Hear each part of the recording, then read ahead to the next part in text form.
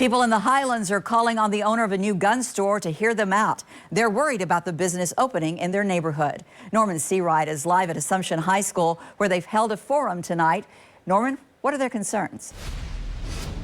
Well, Vicki, their biggest concern is that I am just over half a mile away from where this gun store is going to be. In fact, with no traffic right now, it'll take you less than 5 minutes to drive from here to there. Residents I talked to tonight expressed their concerns about it not being a great fit for the community, and they're really concerned about it being so close to schools and churches. I drive by there every day to get to school, and it is a little unsettling. PJ Harris is a student at Assumption High School. While she understands Madden Firearms is federally licensed to sell guns, and the landlord is within his rights to lease the space. I go to school here. We have 2 active shooter drills a year.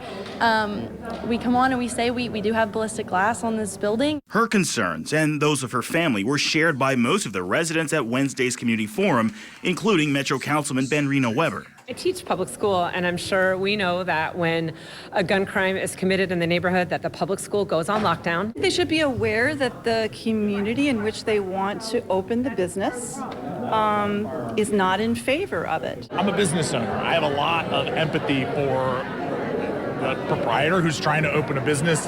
There are places that this is appropriate. This just isn't one of them. Others say the concerns about having a firearms retailer in the community are overblown. If we're going to worry about crime, we need to tackle the root causes of crime, which is social welfare, lack of social safety networks. While there's nothing to legally block the store's opening, residents hope that the owner and the landlord at least take their feelings into account. We'd love to hear their perspective, because that is a perspective we didn't get tonight.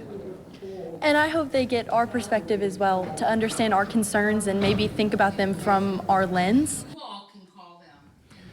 And really, to drive that point home, the residents tonight do understand that this is a legally opened business. It's not violating any laws or ordinances. I did reach out to the owner of the store and to the landlord. Haven't heard from either one of them just yet.